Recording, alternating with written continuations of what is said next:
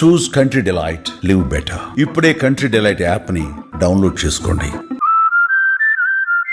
Software ఎగుమతుల్లో top 3లో నిలిచింది Telangana state.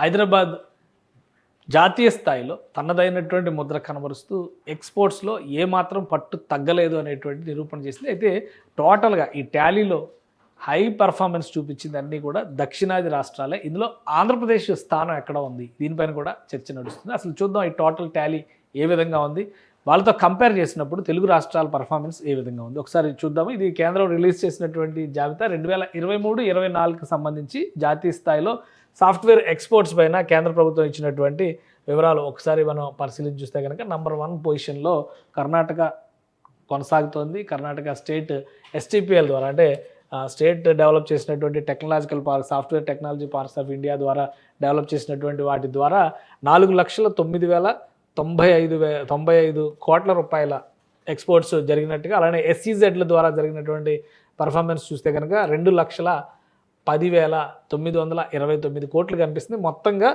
6,20,024 కోట్లతో 35.47% జాతీయ స్థాయి సాఫ్ట్వేర్ ఎగుమతుల్లో కర్ణాటక స్టేట్ ఒక్కటే 35% కంట్రిబ్యూట్ చేస్తుంది. నంబర్ 1 పొజిషన్లో కర్ణాటక నిలబడింది. సో రెండో స్థానంలో ఉన్నటువంటి మహారాష్ట్రతో పోల్చి చూసినప్పుడు కూడా డబుల్ పర్ఫార్మెన్స్ కర్ణాటకకే ఉంది. సో అంత ఈజీ కాదు కర్ణాటకని ఐటీలో కొట్టడం అనేది, అంత ఆషామాషి వ్యవహారం కాదని చెప్పని మరోసారి ప్రూవ్ అయినట్టుగానే మనం చూడాలి. ఇక మహారాష్ట్ర ఈ విషయంలో చూస్తే కనుక 3,45,521 కోట్లతో 19.77% ఎక్స్పోర్ట్స్ని దేశాన్ని నుంచి చేస్తుంది. సెకండ్ పొజిషన్లో నిలబడింది. ఆ తర్వాత స్థానాన్ని తెలంగాణ రాష్ట్రం దక్కించుకుంది. మొత్తం చూస్తే తెలంగాణకు సంబంధించి STPL ద్వారా జరుగుతున్నటువంటి ఎక్స్పోర్ట్స్ 1,21,116 కోట్లు కనిపిస్తుంది. ఇక SEZల ద్వారా జరుగుతుంది ఎక్కువ కనిపిస్తుంది. కర్ణాటకతో పోల్చి చూసినప్పుడు కర్ణాటకలో గవర్నమెంట్కి సంబంధించిన STPLలో ఎక్కువ ఎక్స్పోర్ట్స్ జరుగుతున్నాయి, SEZలలో తక్కువ జరుగుతున్నాయి. కానీ తెలంగాణలో ఇక్కడ చూస్తే తెలంగాణలో మాత్రం SEZలో ఎక్కువ జరుగుతుంది. మహారాష్ట్రలో కూడా SEZలో తక్కువే జరుగుతుంది గవర్నమెంట్ STPLతో పోల్చి చూసినప్పుడు. కానీ తెలంగాణలో మాత్రం SEZల ద్వారా 1,50,959 కోట్లు, అంటే టోటల్ పర్ఫార్మెన్స్ చూస్తే 2,72,075 కోట్ల రూపాయలు ఎక్స్పోర్ట్స్ జరుగుతున్నాయి. 15.56%తో టాప్ 3లో తెలంగాణ నిలబడింది. సో తర్వాత స్థాయి చూస్తే కనుక తమిళనాడు 12.94%తో తమిళనాడు 4వ స్థానంలో నిలబడింది. ఐదో స్థానంలో హర్యానా రాష్ట్రం, అంటే ఉత్తరాదిలో మహారాష్ట్రాన్ని కూడా ఉత్తరాదిలో కలపడానికి వీల్లేదు, పశ్చిమ భారతంలో చూస్తాం కాబట్టి ఉత్తరాదిలో మొదటి రాష్ట్రంగా మనం చూడాల్సి ఉంటుంది. హర్యానా ఢిల్లీని ఆనుకుని ఉన్నటువంటి ప్రాంతాల్లో ఇక్కడ ఉన్నటువంటి సాఫ్ట్వేర్ కంపెనీల ఎక్స్పోర్ట్స్ చూస్తే కనుక 5.12%తో 5వ స్థానంలో నిలబడింది హర్యానా. 6వ స్థానంలో ఉత్తరప్రదేశ్, 7వ స్థానంలో పశ్చిమ బెంగాల్, 8వ స్థానంలో కేరళ, 9వ స్థానంలో గుజరాత్, 10వ స్థానంలో ఒడిశా కూడా సాఫ్ట్వేర్ ఎక్స్పోర్ట్స్లో మంచి పర్ఫార్మెన్స్ చూపిస్తున్నట్టే లెక్క. 0.74%, 12,000 కోట్లకి వెళ్ళింది. 11వ స్థానంలో ఢిల్లీ ఉంది, 12వ స్థానంలో రాజస్థాన్ వచ్చింది, ఆంధ్రప్రదేశ్ 13వ స్థానంలోకి వచ్చింది.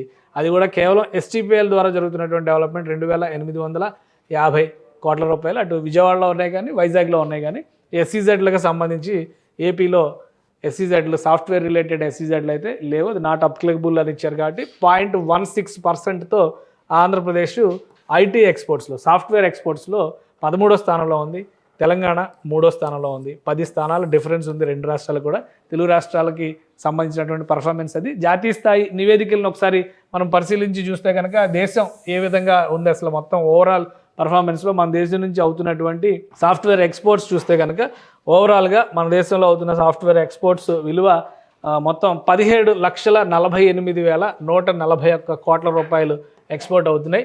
సో ఇంకా భారతదేశానికి సాఫ్ట్వేర్ రంగంలో తనదైన ముద్ర వేసి విస్తరించడానికి అవకాశం ఉందని చెప్పని కేంద్ర ప్రభుత్వం భావిస్తుంది. దీనికి తగ్గట్టుగా కొత్త టెక్నాలజీలు, కొత్త పరిశ్రమలు, కొత్త విభాగాలు కనుక విస్తరించగలిగితే జాతీయ స్థాయిలో IT రంగం మరింత పుంజుకునేటువంటి ఛాన్సెస్ ఉంటుంది. సో రాబోయే రోజుల్లో దీన్ని అడ్వాంటేజ్గా మలుచుకుంటే కనుక ఆయా రాష్ట్రాల్లో ఈ పర్ఫార్మెన్స్ విషయంలో పోటీ పడడానికి అవకాశం ఉంటుంది.